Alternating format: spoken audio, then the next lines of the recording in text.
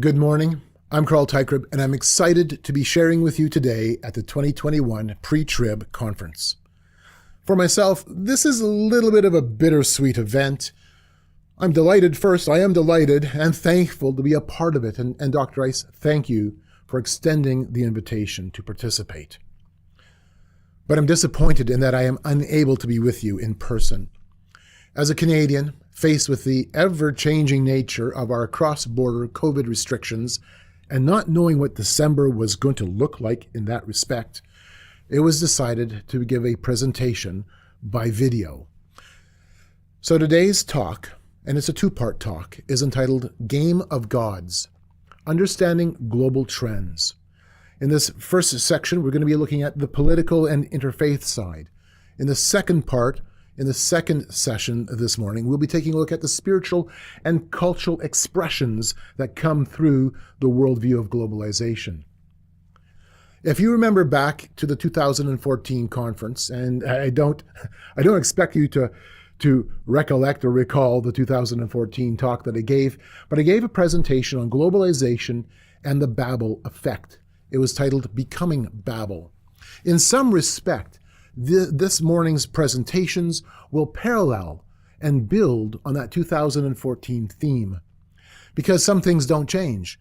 The historical context of globalization, its present manifestations, the trend it's tracking on, and more importantly, behind all of that, the fundamental, the core reality of what this is. And that is, it's the reflection of fallen man's three great desires: to be as God, to claim that we are masters of our meaning and destiny, and then to build heaven on earth in our collective image. For those who are unfamiliar with my work, I've been involved in researching global transformation since the early 1990s. From 1997 to 2001, I was the director of research for Gary Kaw's ministry, Hope for the World, and I've been doing research work since then, since the year 2001. In 2007, I started publishing a magazine called Forcing Change, and Forcing Change was a monthly publication that took a look at the various political, cultural, technological, religious forces of change and how this was challenging the Christian community, how this was looking to reshape the culture we're in. I teach a modular course at Miller College of the Bible on secular trends, and we're going to stop right there for just half a moment. What is the secular trend? This is something I bring up in my class the very first day, and I'll bring it up here too because it's important to the conversation. What is the secular trend of our age? Is it raw atheism? Is it secular materialism? Those sides are there. I would contest, however, that the trend of our age is spiritual. It essentially becomes pagan. We could even call it re-enchantment.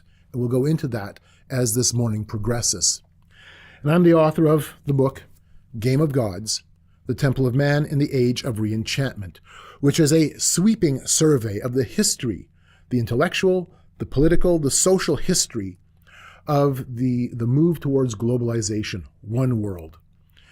And I take it predominantly from a worldview perspective. And the book is highly documented. It has 1,800 footnotes. So if you're interested, even just in terms of the research angle, it's there for you. Lots of rabbit trails to chase. So let me be upfront.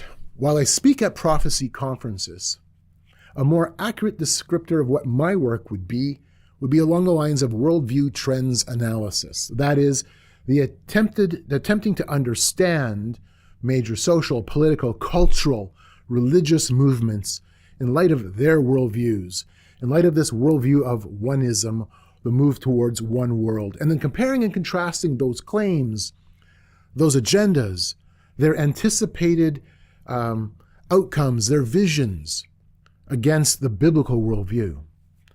And I take this from an evangelical perspective. And that's important to bring up because there has to be more to this than just simply, here's the information, folks. It has to be more than just simply giving you data. There needs to be something more compelling. And that is, and I think it's a very important part, is that as we understand the world around us, we should be able to better engage in conversations as Christians with our friends, our families, our neighbors, the people that we rub shoulders with who are looking for answers. And we can point to them and say, this is what's happening in these areas. Globalization, this is what's taking shape. You see it. And now let's bring this around to what really is happening, the importance of this, and how it points a finger back to Jesus Christ. The approach I take to my research, and I have to bring this up front, the approach I take to my research is a little unusual. Yes, I engage in book research. I engage in reading reports and journals and having a library of material to work with, absolutely, like anybody else. But I also take the time to go where the world is changing. So I've gone to global governance events. I've sat in world government meetings with the World Federalist Movement. I've been at the United Nations as an accredited participant. I go to interfaith events, the Parliament of World Religions. Many moons ago, I was at the United Religions Initiative Global Summit when they started and kicked off their organization publicly. I've been to a number of transhumanist conferences and events, and I go to pagan, witchcraft, and Wiccan conferences to try to understand that angle as well. And along the way, I'll attend Burning Man and various other events where the world is coming together to find a new way forward. In essence, going to where the action is. It's boots on the ground research. And so I'll be bringing a lot of that into play as we go through the next two sessions together. I think it's important, at least for this talk, to have a bit of a roadmap so we know where we're going. We need to address the question why. Why do a presentation like this? Why do this? Why do we do this kind of work? Why are we engaged in trying to understand alternative worldviews and its impact and its challenge? Why do we do this? Secondly, we need to set the worldview stage to give us a grounding to understand where this is coming from and where it's going. And then we're going to go into some examples: the cult of world order, political globalization, and then into spiritual politics, because that's what interfaithism is, before we wrap up and then move into our next session. So why do this? There are a number of very important reasons. Number one, so that you're not uninformed as to the direction of our society, so that you can see past the hype, the sensationalism, the rumors, all the noise on social media, so that you can be warned that we ourselves don't become gullible participants. And that's going to come forward as we consider how the Christian community historically has pushed for globalization, because that's there. We do this also so that we can recognize when the culture is preaching to us, and we need to be able to see past the packaging and spot the worldview. We do this so that we're strengthened in our faith, so that we're challenged and we are charged with trusting Christ in the face of a culture hostile to the biblical message. And also so that we can be encouraged because, yes, indeed, our Lord and Savior, the King of Kings, Jesus Christ, is coming back. Also, we do this so that we can begin to see and look for opportunities to bring biblical truths into situations, both within the body of believers and to those outside the faith. In other words, to be truth tellers. And we also do this so that we have a sense of the continuity, the context of this big idea that we see all the way through Scripture, man's history unfolding and coming to a conclusion. So truth-telling. I bring this up because as evangelicals, as Christians, we need to have a grasp as to how to approach these kinds of topics when we talk to neighbors and friends. And as we consider the three models and methods that we see of outreach in the New Testament, I think model number 3 is going to be especially important to us. All of them have importance. But model number 1 is this: the appeal to scriptural authority. And Jesus himself is our example as he appeals to scriptural authority when talking to the disciples or when he's addressing the religious rulers of the day. Have you not read? There is this appeal back to God's word as the standard, and that is being used within the context of those who claim that that is what they're rooted in. Model number 2 is to recognize the personal.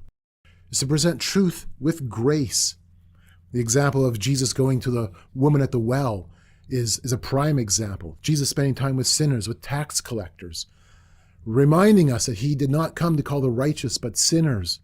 And in doing this all in a way that brings the truth of who he is in a personal way into their lives. Truth is given with grace, and it touches the heart. It's a different approach than model number 1. Model number 3 is a model that we see, especially in the book of Acts with Paul. And that is to acknowledge God as creator when he is bringing forward the truth of who God is inside of a pagan culture. And here, this is the concept of representing Jesus Christ as an ambassador to a foreign land, to a culture that is at its core hostile to the truth of who God is. I believe that that model, for a lot of us, is what we will be engaging in as we deal with a culture that is increasingly disconnected from the biblical worldview. 2 Corinthians reminds us about being an ambassador. This is what Paul says in 2 Corinthians chapter 5. Now then, we are ambassadors for Christ, as though God were pleading through us. We implore you on Christ's behalf, be reconciled to God, for he made him who knew no sin to be sin for us, that we might become the righteousness of God in him. A long time ago, I had the opportunity of attending a meeting with the U.S. ambassador to Saudi Arabia. He had taken the position, it was a new position for himself, and he was discussing and outlining the roles of what his new position would look like, what it means to be an ambassador. And I walked away from that event going, wow, that's what being an ambassador is? There's a lot going on. There's a huge responsibility to this. So I've placed this within the context of our Christian language, our Christianese. And I'm giving you the Coles notes. So, what is an ambassador? First, an ambassador is the official and legal representative of a government to a foreign land. You are not becoming, you are the official, legal representative of Jesus Christ, King of Kings, to this foreign land that we find ourselves in. I cannot think of a calling higher than that. An ambassador is to know your king's power, your king's position, his interests, and you represent his values and his interests and not your own. You change your values to fit in his values, and you represent what he wants represented. An ambassador takes the time to understand the customs and the cultures of that foreign land. You're set apart from it. You're different than it, but you're still inside of it. And you can't be uninformed as to the characteristics, the composition, the worldview of the culture around you, because you have to do two things. One, effectively communicate the king's message to that culture. And number two, recognize, and this is another side to the diplomatic community, we recognize the challenges to the king's message, and then as we see the challenges to the king's interests coming into the forefront, we alert those in the rest of the diplomatic service, God's diplomatic service, to those areas of concern, those challenges that are coming down the pike. Today we'll be doing number two. We'll be doing that. We'll be recognizing where some of those challenges are, and we'll be exploring what that looks like. We also do this so that we have a sense of the bigger picture, so that we can understand how our culture is transforming. We look to understand this so we can grasp the challenges and the opportunities. And ultimately, I'm hoping to be better equipped as ambassadors. So let's jump into part two. We want to set the worldview stage. I appreciate the work that Dr. Peter Jones has done in laying out the difference between Oneism and Two-ism. This is what he writes in his book, The Other Worldview. If God and nature make up reality, then all is two, and everything is either creator or creature. On the other hand, if the universe is all there is, then all is one. Now, how we view this, how we view ultimate reality, is it two-ism or otherness, God distinct, separate, completely unique, And then the rest of creation, or Oneism, the idea that man, God, and nature all share the same essence. How we view reality in either of those positions will determine our positions on ethics, law, religion, gender, and sexuality. Everything is affected by this perspective, either Oneism or Two-ism. Now, there is Oneism in the Bible.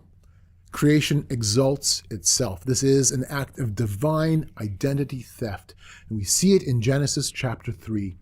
This is the story of man's fall. Then the serpent said to the woman, "You will not surely die, for God knows that in the day you eat of it, your eyes will be opened, and you will be like or as God, knowing good and evil." There's the first lie. There is the first transgression where we say that we will be as God, and we turn our back on the author of life. And then, like a bookend, we see this also as we consider Bible prophecy. 2 Thessalonians, "Let no one deceive you by any means, for that day will not come unless the falling away comes first, and the man of sin is revealed, the son of perdition." Get this, "who opposes and exalts himself above all that is called God, or that is worshipped, so that he sits as God in the temple of God, showing himself that he is God." There is a direct lineage back to the fall, back to that first lie, all the way through. This is the thread that weaves through human history. And we see this coming into play in our own lives as well, if we're honest, as we look to exalt ourselves. It's our fallen nature. But when we consider these as bookends to history, it gives us a dimension to work with. Romans chapter 1 brings us forward. "For the wrath of God is revealed from heaven against all ungodliness and unrighteousness of men, who suppress the truth in unrighteousness, because what may be known of God is manifest in them. For God has shown it to them. For since the creation of the world, his invisible attributes are clearly seen, being understood by the things that are made, even his eternal power and Godhead, so that they are without excuse, because, although they knew God, they did not glorify him as God, nor were thankful, but became futile in their thoughts, and their foolish hearts were darkened. Professing to be wise, they became fools, and changed the glory of the incorruptible God into an image made like corruptible man, and birds, and four-footed animals, and creeping things. Therefore, God also gave them up to uncleanliness in the lusts of their hearts, to dishonor their bodies among themselves, who exchanged the truth of God for the lie." And now notice how this is connected in to nature, "and worshipped and served the creature rather than the Creator, who is blessed forevermore." And then we encounter the tower. In Genesis chapter 11, we read about the Tower of Babel, this city tower complex that is built. And it is built because they have the ability to communicate as one. And together they are able to then work towards this goal of reaching into heaven, to make a name for themselves, lest they be scattered. And the bottom line is it becomes a man-made alternative to God's design. God has a different plan, a different reality, but they are moving forward with their own intention, their own purpose. And so we define that purpose. We create our own security. We build our own world order. And in building upward, we bring heaven, or attempt to bring heaven, to earth. It is idolatry of collective humanity.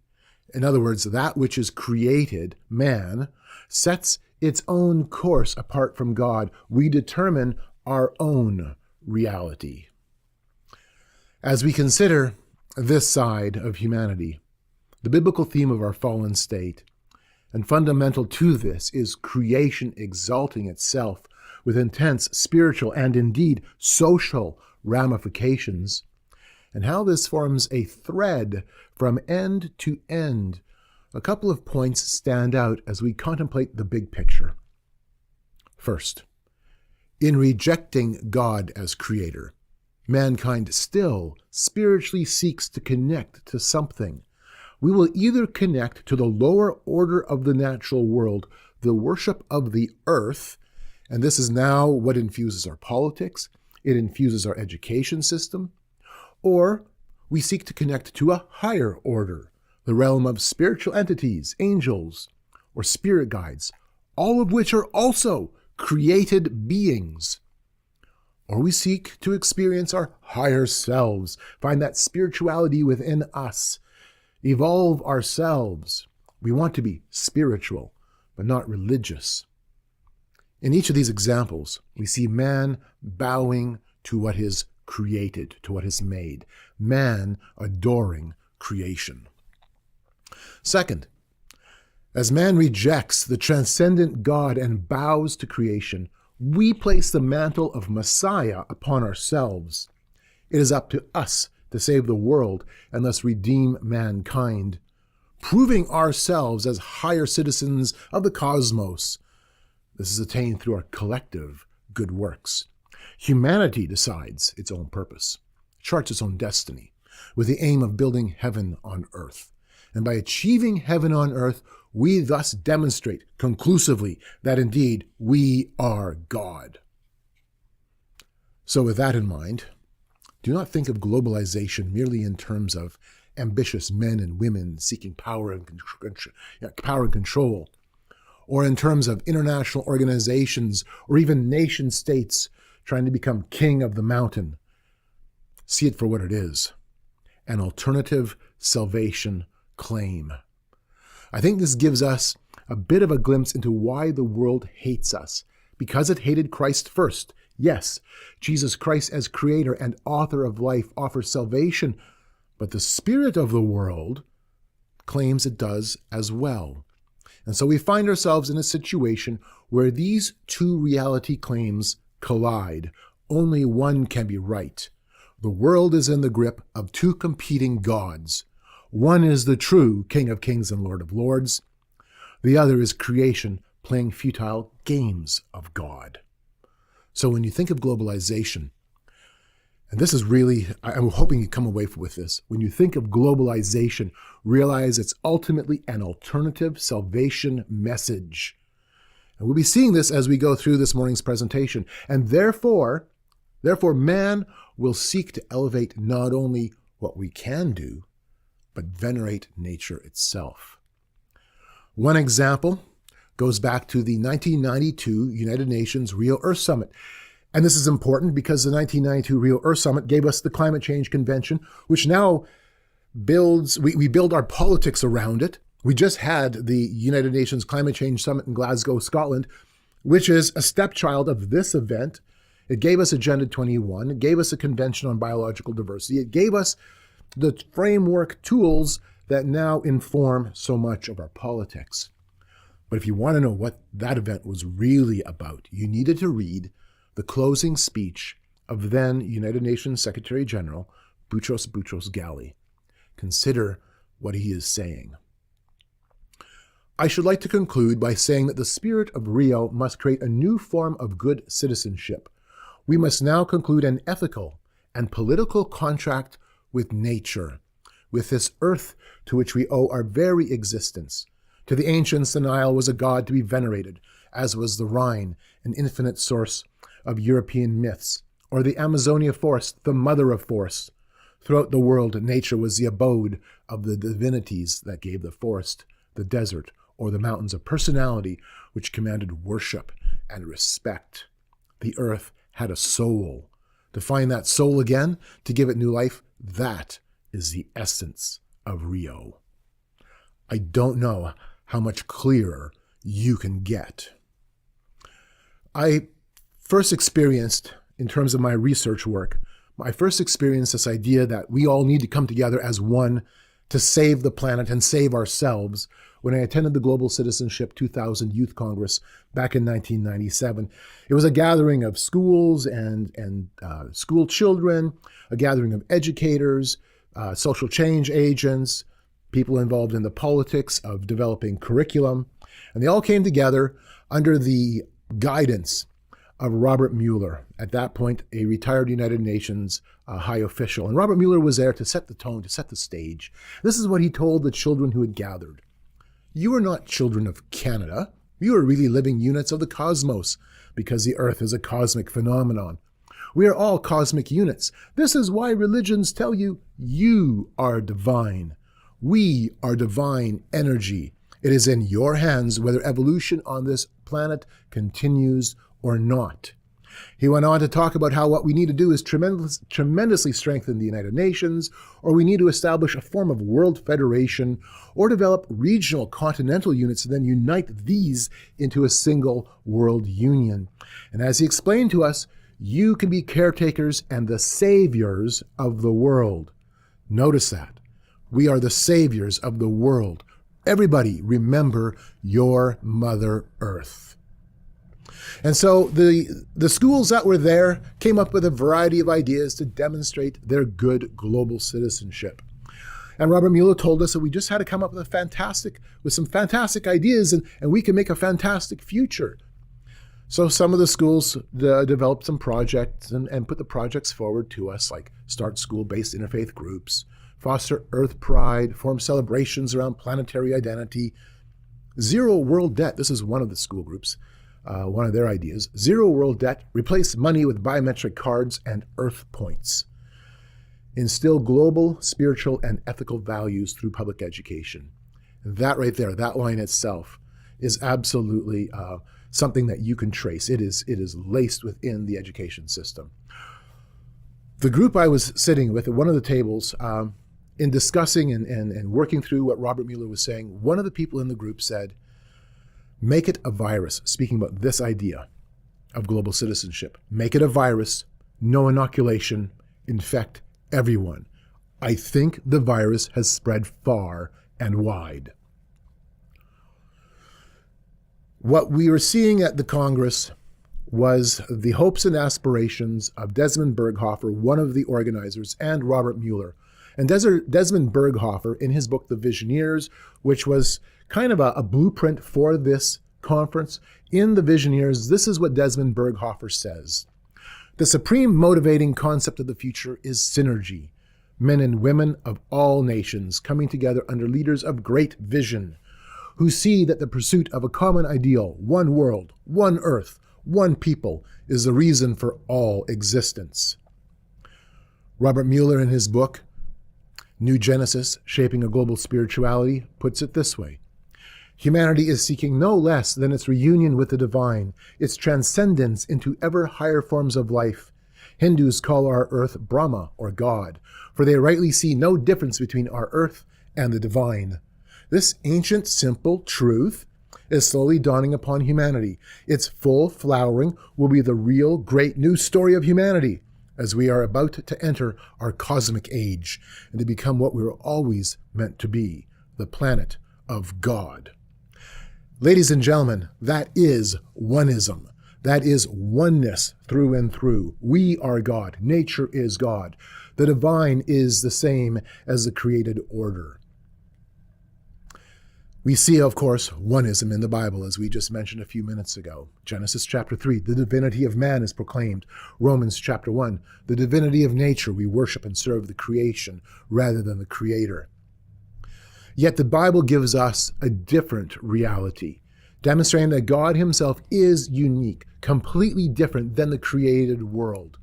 Genesis chapter 1 brings that into perspective. He creates, yet he is separate from his creation. He divides light and darkness. He divides the land, the sea, the heavens. There is distinctions in species. In fact, by dividing, God demonstrates himself to be the categorical judge. We have no references for judging anything unless there is a higher God, a God who transcends his creation, who brings those values into play to begin with. And so we have distinctions in species. We even have distinctions of the distinction of humanity, separate from the animal kingdom, different than the animal world. And we have distinctions in gender. As I said before, if your view of Oneism or otherness will determine so much, including the question of gender and sexuality. And if you really want to boil down where the gender sexual revolution, where it comes from, ultimately it boils down to this worldview of oneness, where there are no binaries, there are no categorical distinctions, there are no values between one sex versus the other. We can all blend into oneness. And yet, Isaiah chapter 40, again, demonstrates the uniqueness of our God. I love this passage. Consider what the writer is saying. Who has measured the waters in the hollow of his hand, measured heaven with a span, and calculated the dust of the earth in a measure, weighed the mountains in scales and the hills in a balance? Who has directed the Spirit of the Lord, or as his counselor has taught him? With whom did he take counsel? Who instructed him and taught him in the path of justice? Who taught him knowledge and showed him the way of understanding? Behold, the nations are as a drop in a bucket, and are counted as the small dust on the scales. Look, he lifts up the isles as a very little thing. And Lebanon is not sufficient to burn, nor its beasts sufficient for a burnt offering. All nations before him are as nothing, and they are counted by him less than nothing and worthless. To whom then will you liken God? That, ladies and gentlemen, is the God we serve. That is the God we represent. He is distinct. He is different. He is utterly unique, and there is no points of comparison. 1 Chronicles 29, yours, O Lord, is the greatness, the power, and the glory, the victory, and the majesty. For all that is in heaven and in earth is yours. Yours is the kingdom, O Lord, and you are exalted as head over all. Both riches and honor come from you, and you reign over all. In your hand is power and might. In your hand it is to make great and to give strength to all. Now, therefore, our God, we thank you and praise your glorious name. And then we see Jesus Christ, the divine made flesh, God come to man, and how he is exalted. We read in Colossians, for by him all things were created, that are in heaven and that are on earth, visible and invisible, whether thrones or dominions or principalities or powers. All things were created through him and for him, and he is before all things, and in him all things consist.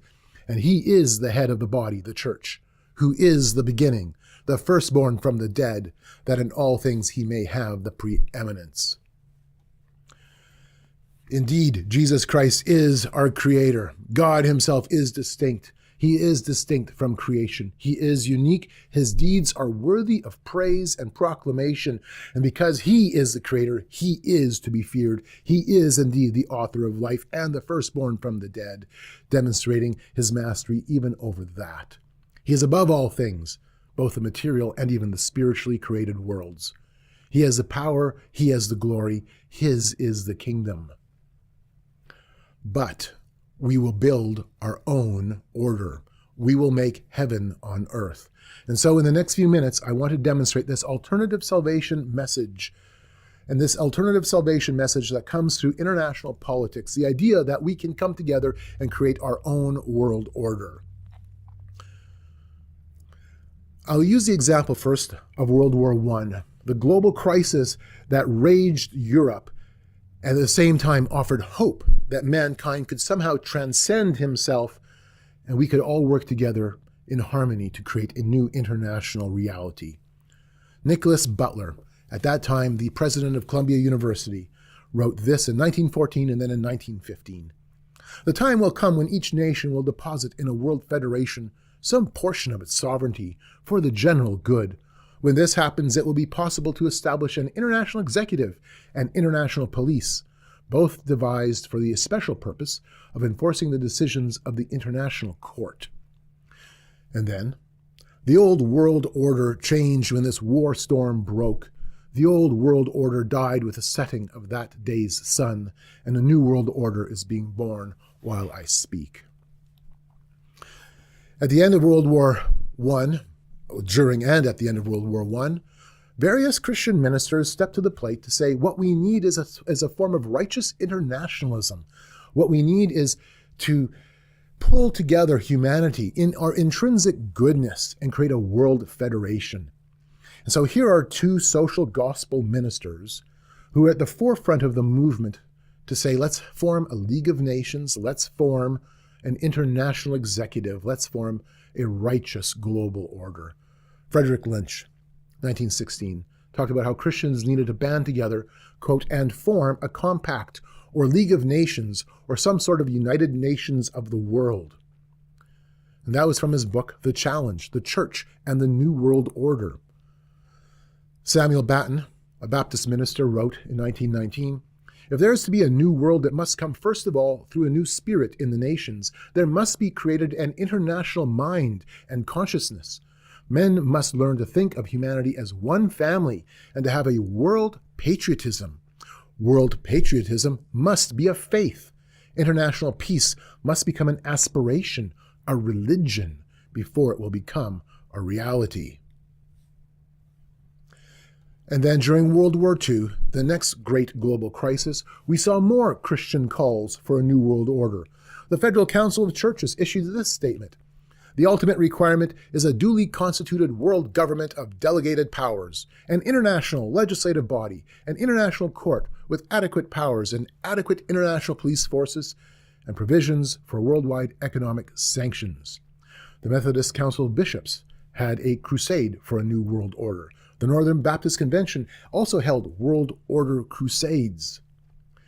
In 1946, the Southern Baptist Convention, at their annual meeting, issued this statement: "We believe that the goal of peacemakers must be a world organized on the Christian principles of order and justice. We further believe that in the field of international relations, such a goal can be accomplished only by some type of world government. Accordingly, we recommend that Southern Baptists endorse the principle of world federation and work toward amending and improving the United Nations organization to achieve that end." At the end of World War II, a variety of world federalist world government groups got together, and during the war, there was a number of organizations with that aim who came into existence, and in 1947, they formulated themselves under one umbrella called the United World Federalists. Now, not all of them did, but a number of them did. And so the United World Federalists was born in 1947, and it had 17 branches, 315 chapters, and over 40,000 general members. And this was America's hub for world government. If you were a judge or a politician, if you were an actor or an editor, there's a good chance that you may have had some connection in with United World Federalist. And it didn't matter your political stripe. The Republican National Committee and the Democrat National Committee were both sending delegates to World Federalist meetings. Not only were the political parties sending delegates, but church denominations were as well.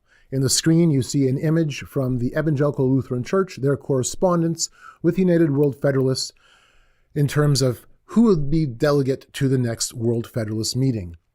And then in 1950, the National Council of Methodist Youth issued their statement in support of a world federal government as the only way to bring about lasting world peace.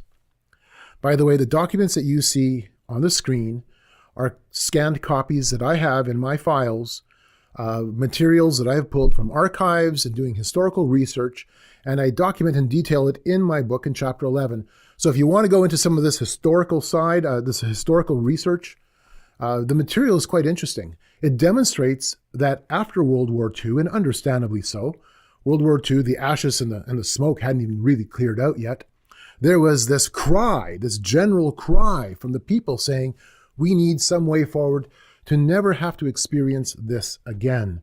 What we need is a world federal government. And so there was this groundswell. One other example is World Government Sunday. If you were a pastor in 1952, you may have preached a sermon supporting world government as the way forward. A flyer from the United World Federalists was circulated out to pastors nationwide.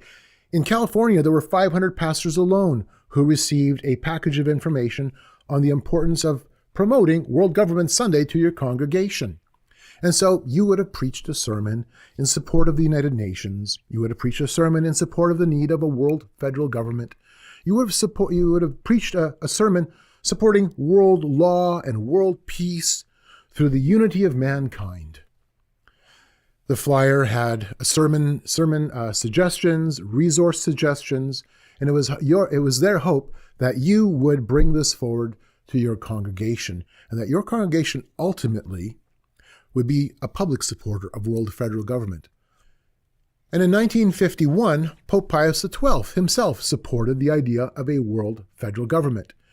At that point in time, the World Movement for World Federal Government was holding their Congress in Rome and had an audience with the Pope. Now, let me back up.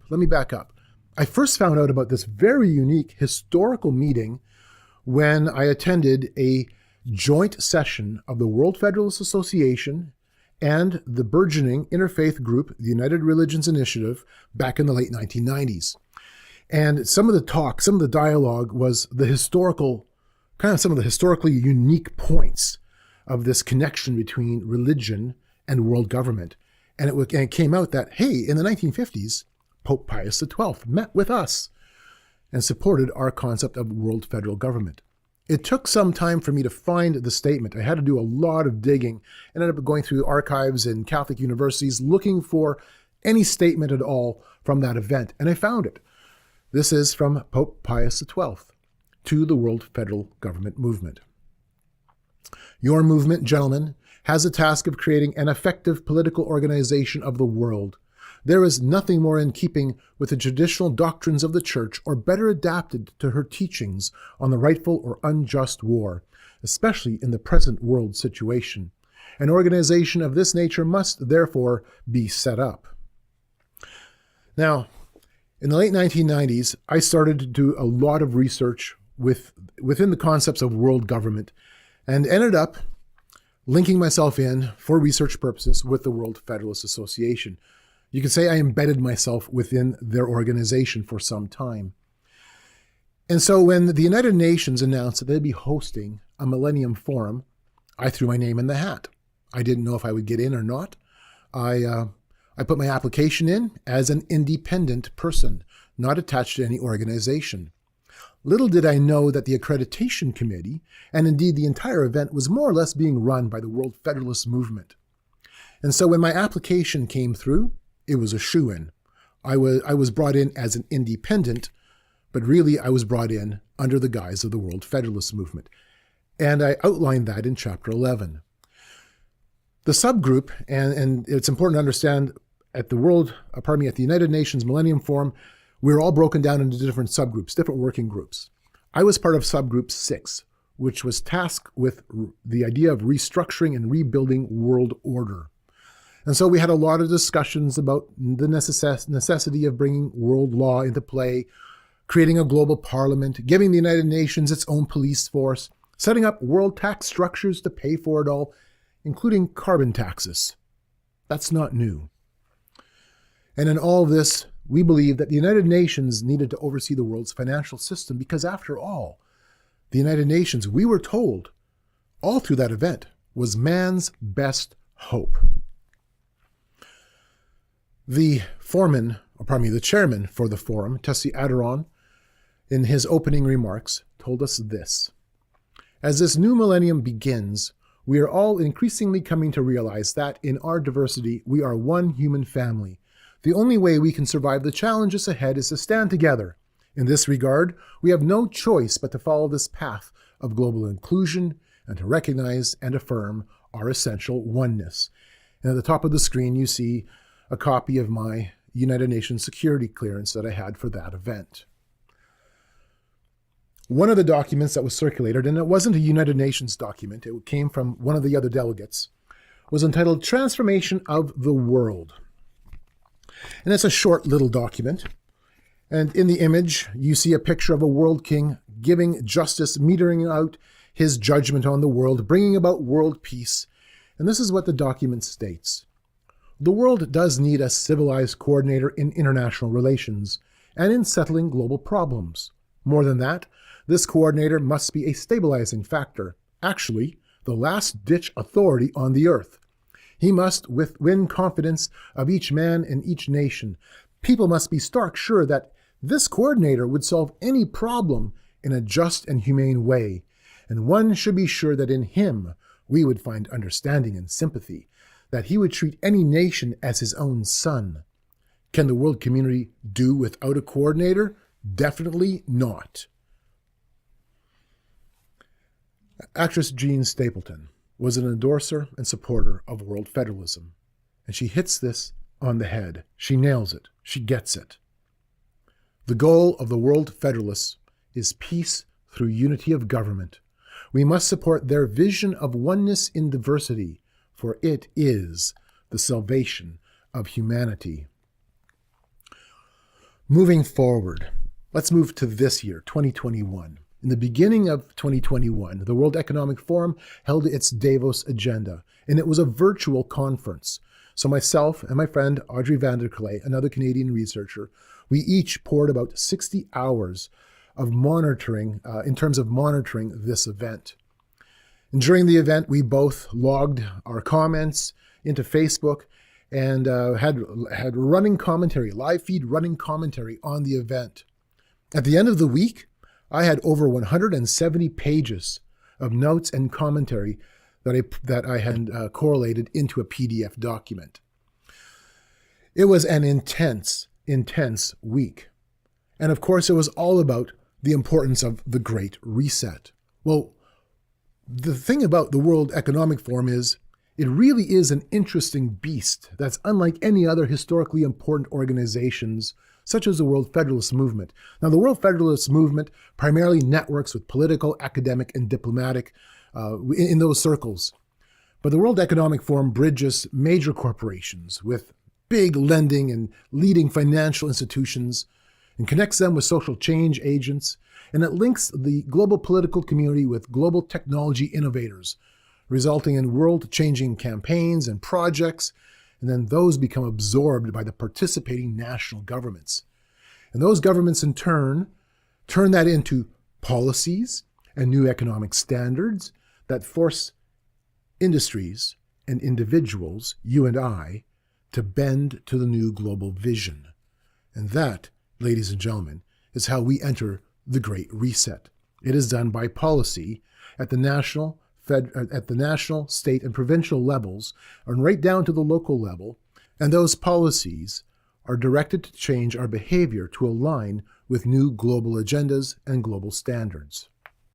During the speech given by China's leader to the Davos conference, he said this: "There is only one Earth and one shared future for humanity.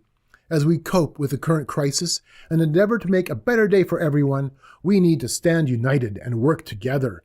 We have been shown time and time again that to beggar thy neighbor, to go it alone, and to slip into arrogant isolation will always fail. Let us all join hands and let multilateralism light our way toward a community with a shared future for humanity." It sounds so good. Klaus Schwab, the founder and leader of the World Economic Forum, in an article that was released in conjunction with the Davos Agenda, said it this way: The planet is thus the center of the global economic system, and its health should be optimized in the decisions made by all stakeholders. The same interconnectedness can be observed for the people who live on the planet. It is incumbent on all of us as global citizens to optimize the well-being of all. And then, only a few weeks back, we had in Glasgow, Scotland, the UN Climate Change Conference. Now, I'm bringing this up because I want to focus just briefly on what the media was saying, and specifically the headlines. Notice the language that's presented. It's about us saving the planet. Are we able to save the planet? Will COP26, the UN Climate Conference, will it save the planet? Will we be able to save the world? Who's going to save the world from the destruction wrought on it by us humans? We have to come together, and by coming together and solving this problem, we save the planet, and thus we redeem ourselves. The UN Secretary General, he put it this way: we can either save our world or condemn humanity to a hellish future. I'm sorry, but who do you think you are?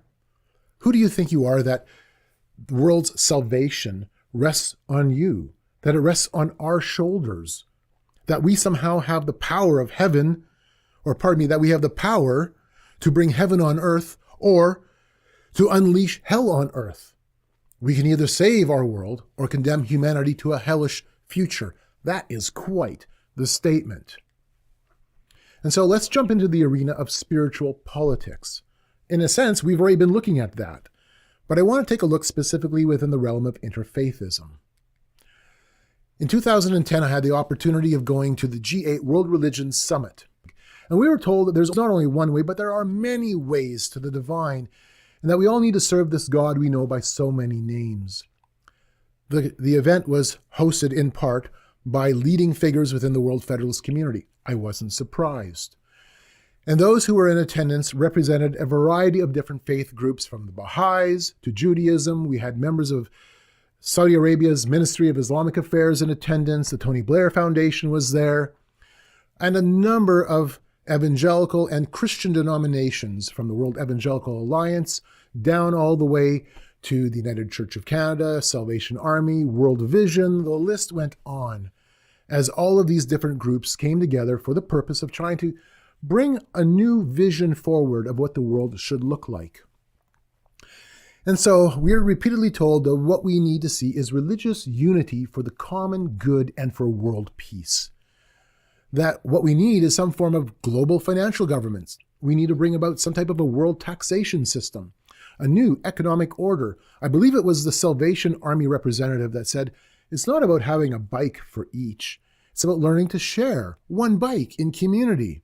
No, thank you. We've tried that. It was called the Soviet Union.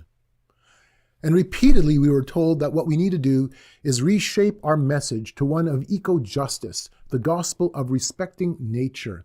We were told that we are the biggest parasites on earth, and that what we need now is a new sense of earth loyalties and earth allegiance.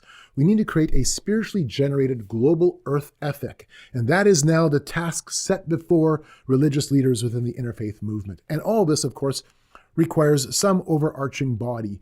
And so we were, again, told that what we need to do is empower the United Nations and to make that the vehicle for global governance. But the interfaith movement has its start a long way back. In fact, the first Parliament of the World's Religions took place in 1893. Consider what one of the delegates to the Parliament said. Notice the language of how we're going to build heaven on earth. The religion of the future will be universal in every sense. It will embody all the thoughts and aspirations and virtues and emotions of all humanity. It will draw together all lands and peoples and kindreds and tongues into a universal brotherhood of love and service. It will establish upon earth a heavenly order. So I have attended the last 3 Parliament of World Religions. The most recent one was this year, only a few weeks back in October, and it was a virtual event. And then in 2018, I attended the Parliament in Toronto, and then before that, in Salt Lake City. Salt Lake City had 10,000 people attending, 10,000 religious and political leaders. 2018 had 8,500 religious and political leaders. And even the virtual event had a sizable group. We had approximately 500 working sessions, breakout groups, and about 3,000 people attended on the virtual platform. So let me briefly take you to the Parliament in 2015. Here's some pictures of the opening session. And what you see here are shamans coming in to bless the Parliament. Now, the energy of the place is palpable. The place is buzzing as thousands of religious leaders are there converging, recognizing and knowing that what they're doing is working together to try to reshape the world, that they're working together to try to bring about some roadmap for one world. Let's consider some statements from the Parliament. Chief Paulette said, "What is sin? The greatest and the biggest sin that man can make is to abuse Mother Earth." Philip Goldberg, who held a workshop asking the question, "Are we all one?" said this, "I am you. You are me." It is at that level of unification and oneness that we wanted to address. It's to be found in the direct experience of that reality within ourselves. To see the divinity in other people, that is a wonderful thing. His workshop, I need to stop here just for a moment. His workshop opened up by having everyone in the room go into a meditative state, and I sat there just watching it. Go into a meditative state, and then you were supposed to shout out a word or a statement or a phrase that would have reflected the feeling you had when you came to your religious aha moment. And so around the room, and keep in mind, this is a pretty large group, probably a couple of hundred or more. And it's very diverse, everything from Buddhists and Wiccans, Christians and Muslims. They're all in this room together. And as the meditation was finished, people started to shout out words like love, transcendence, bliss, unity, harmony. And Philip stopped at one point and said, listen to yourself. Listen to what you're all saying. You're essentially saying the same thing. See, it doesn't matter what your doctrine is. It doesn't matter what your core beliefs are. Your oneness is found in your experience. You've all had similar experiences. Your oneness is found in that mystical connection between us all. I walked away from there going, the power of your emotions, the power of your experiences. And it reinforced to me the importance of knowing what is true, because your experiences and your emotions can and do lead you astray. We have to be grounded on something far firmer than just my fleeting emotions, or far more real than what the experiences I may have in my temporary life. Brian McLaren, the father of the emergent church movement, gave a speech during the plenary on climate change. And during this speech, he said the following: I don't know which comes first. Do I love creation because I love the Creator? Or do I love God because I can't help but love the fish and the trees and the birds and the mountains and the fresh air? I don't know which comes first, but I know that the two go inextricably together. Brothers and sisters, the earth is singing to us. The earth is crying to us. The earth is groaning to us. I'm sorry, but that is fundamentally no different than all of the other onist pagan perspectives that I heard all week long. There was nothing categorically different about what he said compared to everybody else's statements of oneness. He indeed was giving a oneness perspective. That was the worldview coming through. He doesn't know which comes first, God or creation. He doesn't know which he has a love or an allegiance to, because he's unsure of this positioning between God and the natural world. The earth is singing to us. The earth is crying to us. The earth is groaning to us. No, but this definitely fits in the framework of global citizenship thinking. Brian is right on track when it comes to sitting at the global table. So I'm going to share with you a few pictures. And some of these are, at least this slide, it's a little bit, I'm not really even sure how to go about describing this in a way that isn't super embarrassing, I guess. So we'll start with really something simple. The top corner. The top corner is a picture of one of the hallways in the convention center. And I counted over 80 depictions to the goddess in her various formats along the hallway, and it was called the Hallway of the Goddess. But then there was this room that was set aside. It had red draperies over the door. There was red carpeting inside and red pillows. And this was the Red Tent Temple. It was the womb of the parliament. And as a woman, you could go in and experience your divine femininity.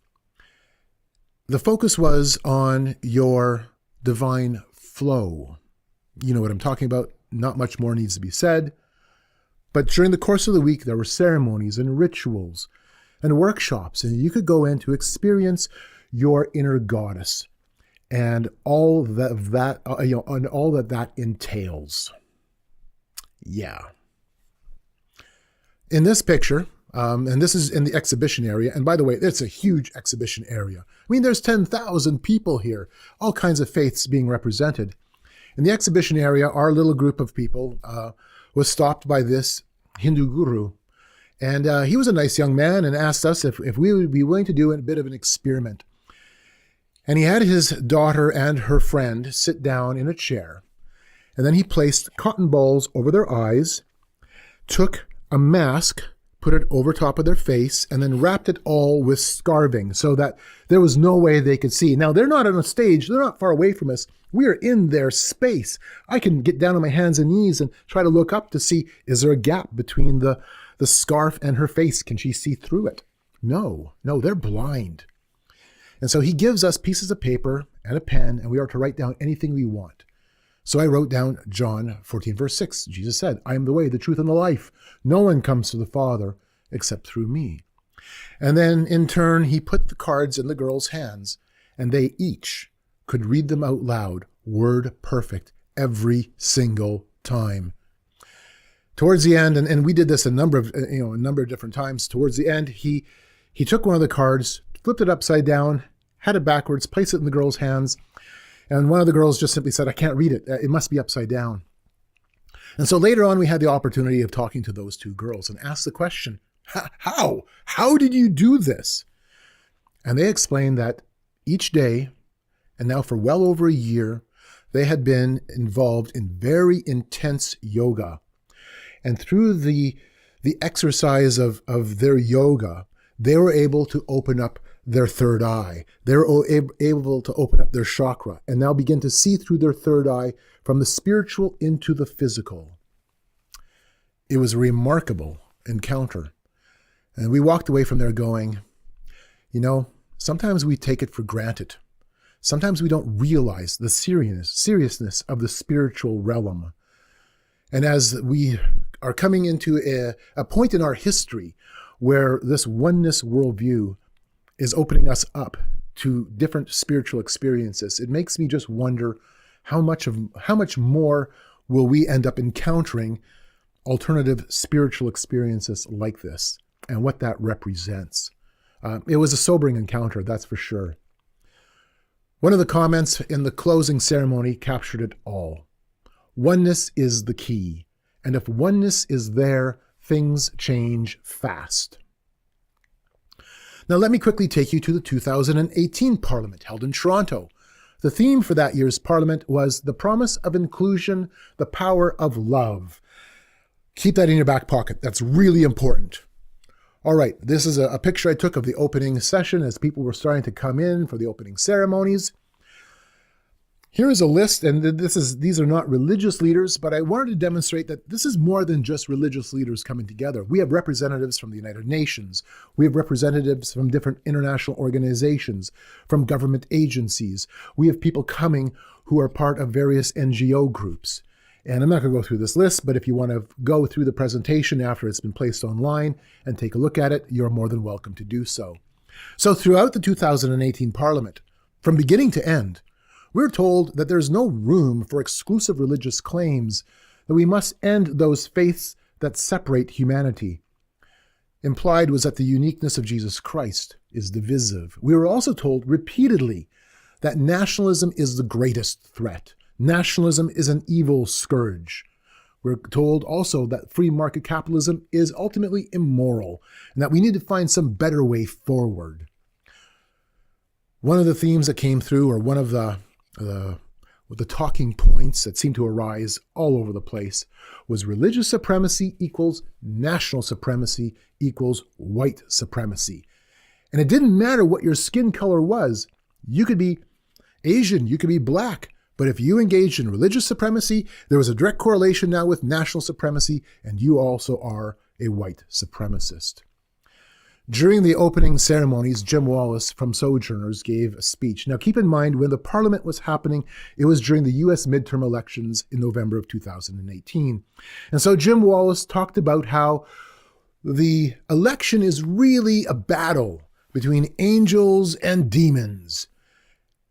And the implication was that those who support Trump are demons, and the evangelical world who supports Trump have sold themselves out to power, and they are to be opposed. And the rhetoric was harsh. The rhetoric was very harsh. So throughout the week, the power of love, the promise of inclusion, right? Throughout the week, we saw different demonstrations of that theme. Of course, I'm saying this tongue-in-cheek. So in this picture, you see a Baptist minister.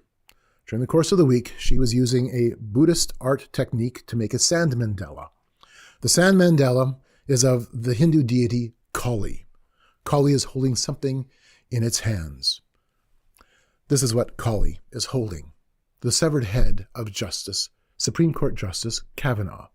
And those who endorsed and supported and confirmed Kavanaugh, their severed heads are placed around Kali's belt. Yeah. When her San Mandela was done, people gathered around the Mandela.